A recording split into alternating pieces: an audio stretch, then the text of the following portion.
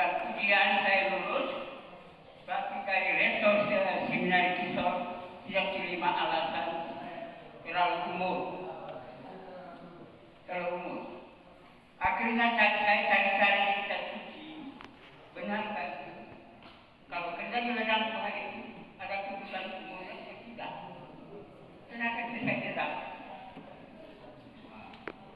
Yang sebenarnya saya tidak imam.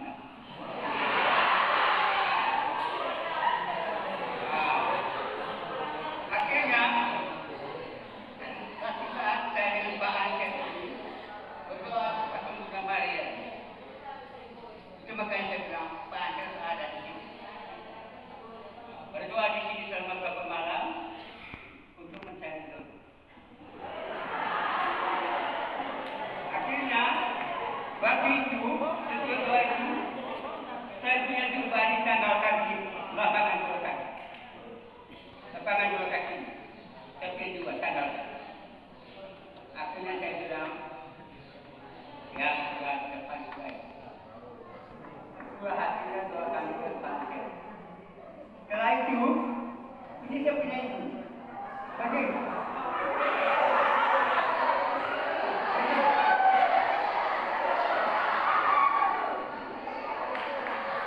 Jadi,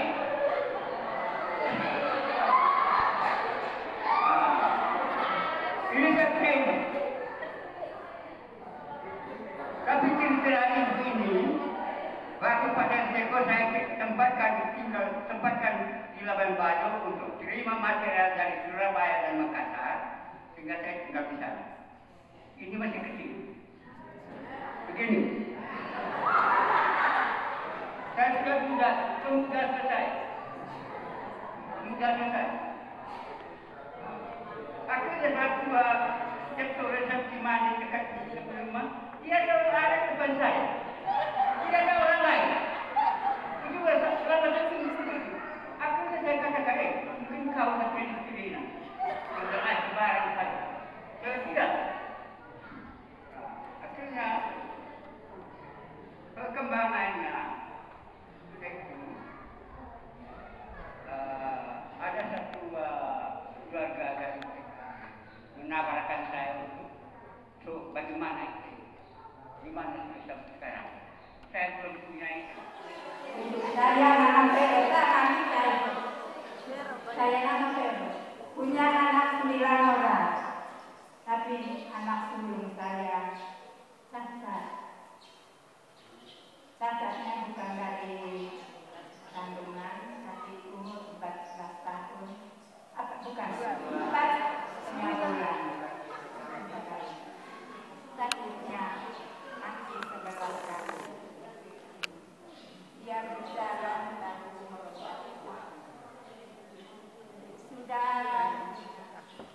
sudah masa habis belasan tahun. Dia dari sakit lagi. Dari sudah bisa berjalan dia dari sakit lagi. Sakitnya 3 tahun. Tidak bisa berjalan. Tidak pernah keluar. Tidak pernah keluar rumah. Tapi di setiap misa ada ucapan dari Romo yang setiap misa untuk orang cacat. Saya selalu ingat. Akhirnya saya merasakan sebagai hadiah Natal. Apa itu? Jadi adiknya bilang begini, Mama, Ona tadi bisa jalan dari pintu kamar sana. Mana bisa? Dari tidur. Bisa jalan. Jadi 3 hari berturut-turut mereka sakit kebun. Dan sakitnya yang tidur terus ini ibu dan teman-teman saya tidak membawa penghalang bagi saya. Dia pulang, saya pulang dari kebun. Nah, terus coba nama Lina, coba jalan. Hidup saya menderita luar biasa. Tantangan berbagai macam. Saya bilang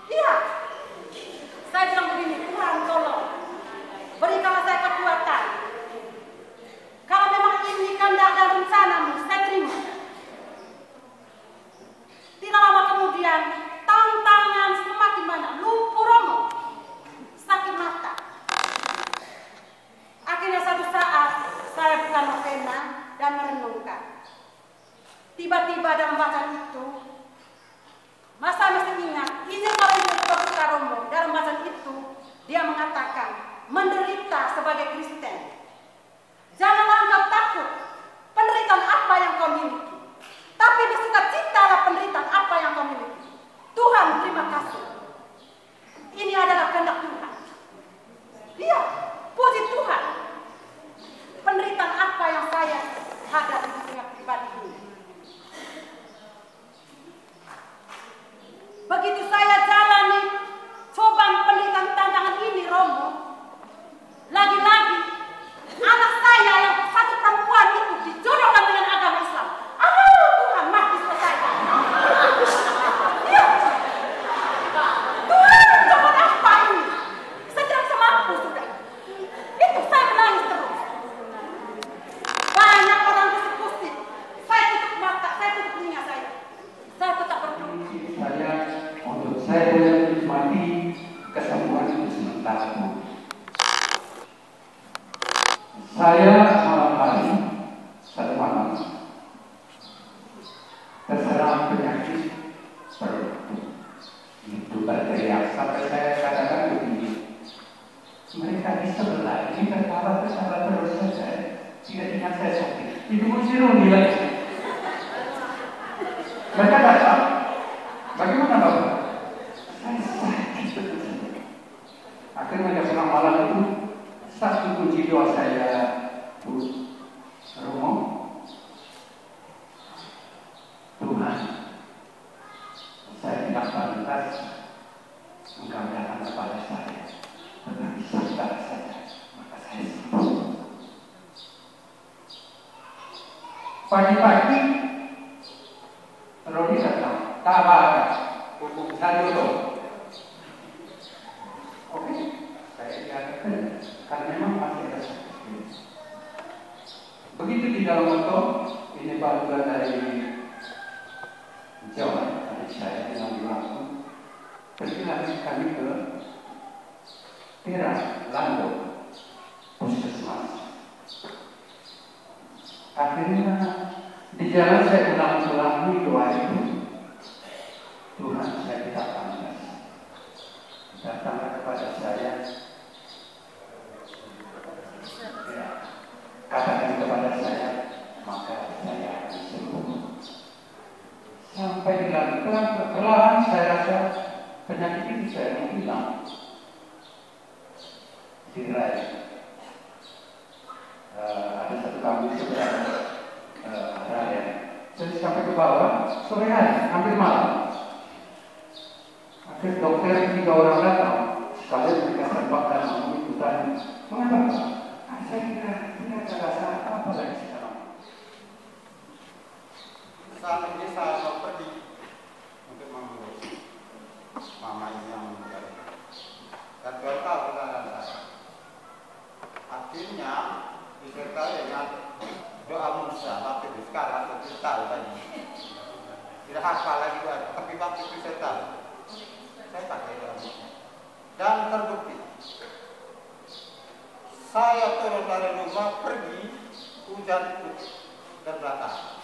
Dan hujan yang dari sana, dari selatan ini mundur dengan sendiri.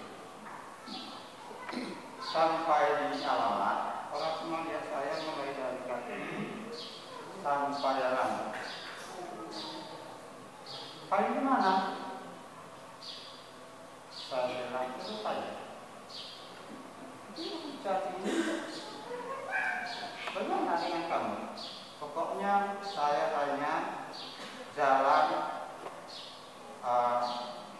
di atas air di jalan itu hujan. Air saya limpah. Tapi dari belakang hujan, dari depan mundur. Terlalu luar biasa orang bilang. Memang mungkinlah itu terlalu luar biasa. Tapi ini kan saya. Dan waktu itu saya naik hujan sudah tidak sabarkan. Nah, itu pengalaman pertama. Pengalaman kedua, saya tidak tahu tahunnya tahun berapa ya. Jumat Agung. Jam menunjukkan pukul 3 sore. Mau jalan kali Jumat Agung.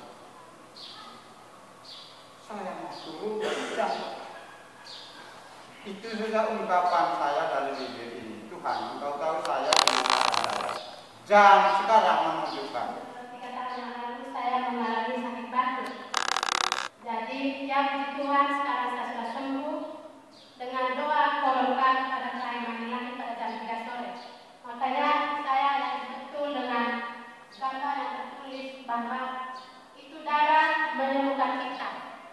Ada buku kecil tertulisnya penyembuhan kepada doa kepada darah Yesus. Jadi pengalaman hidup saya hanya tekun membaca dengan darah Yesus puji Tuhan saya sembuh. Itu pengalaman saya. Dan 1 bulan lalu kedua tangan saya terbuka. Puji Tuhan, pada minggu kemarin saya diminta berkat sama Romo. Terima kasih Romo, tangan saya sudah sembuh. Terima kasih. Karena sedang sakit, Tuhan, Engkau tahu segala sakit. Engkau mengetahui apa yang Kau berikan. Kami percaya dengan penuh iman bahwa darah suci-Mu dapat menyembuhkan Ona dari sakitnya. Engkau akan meringankan penderitaannya, dan kami akan tetap bersyukur apapun yang terjadi pada Ona, serta Engkau berada dalam dirinya. Tuhan, kami serahkan Ona ke tangan-Mu, sebab Engkau Maha Pengasih dan Penyayang. Doa yang tak sempurna ini, Tuhan Kau sempurnakan dengan doa Bapa kami. Bapa kami yang ada di surga, dimuliakanlah namamu, datanglah kerajaan-Mu, jadilah kehendak-Mu di bumi seperti yang di surga. Berilah kami rezeki kita hari ini, dan kami menyerahkan kepada kami, seperti kami pun mengampuni yang bersalah kepada kami. Dan janganlah kami ke dalam pencobaan, tetapi janganlah kami dari yang jahat. Amin. Demi nama Bapa dan Putra dan Roh Kudus. Amin.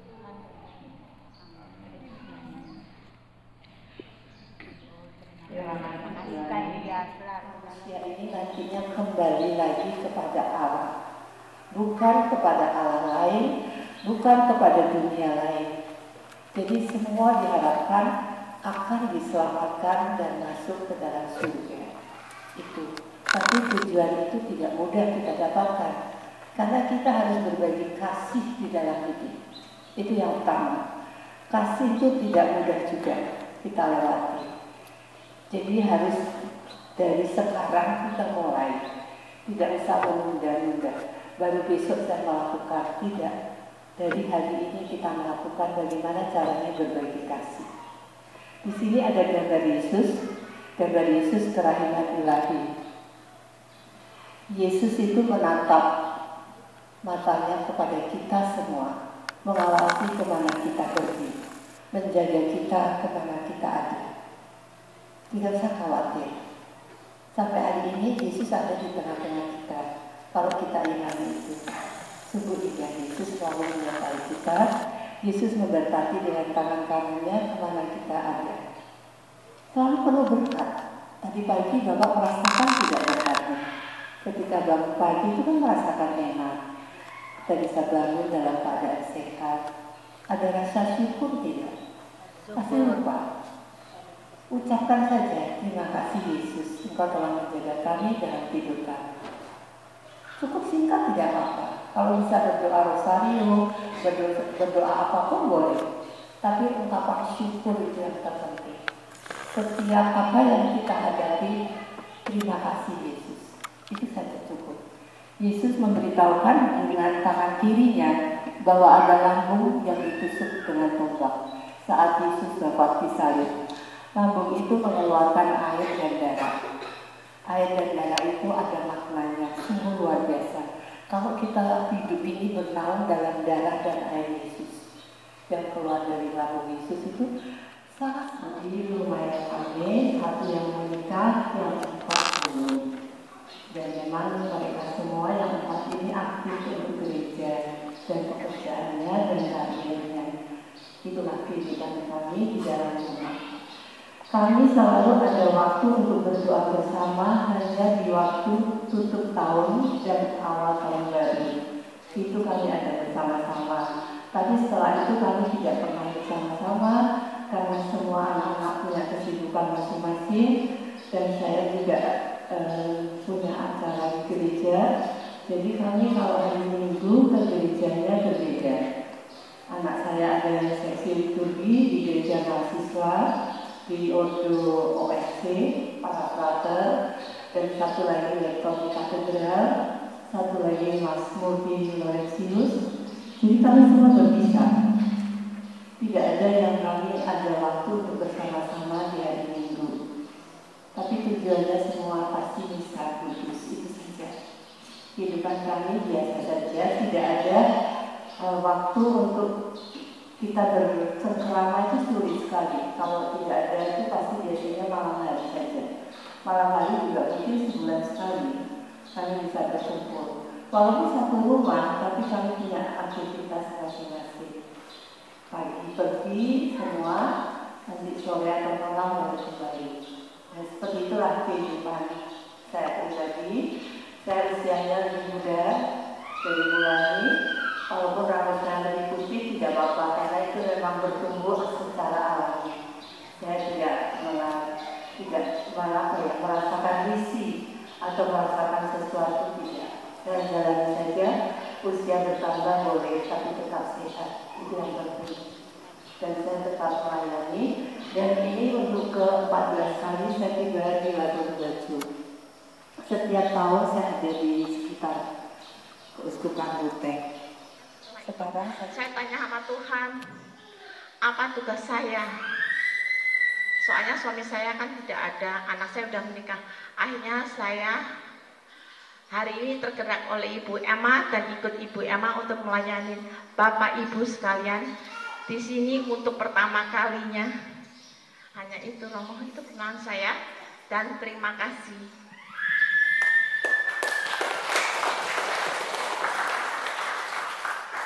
Terima kasih kepada Ibu Lani, usia 70-an tahun. Semalam beliau cerita tentang ketakutan dan kegelisahan. Ketakutan dan kegelisahannya itu ya seperti yang kita pikirkan rata-rata manusia. Jangan-jangan saya mati dalam perjalanan, dalam perutusan seperti ini. Ternyata Ibu Lani mengatakannya, kalau Tuhan misalnya panggil, ya tidak apa-apa katanya, sudah melayani Tuhan. Baik, selanjutnya kita beri kesempatan kepada Ibu.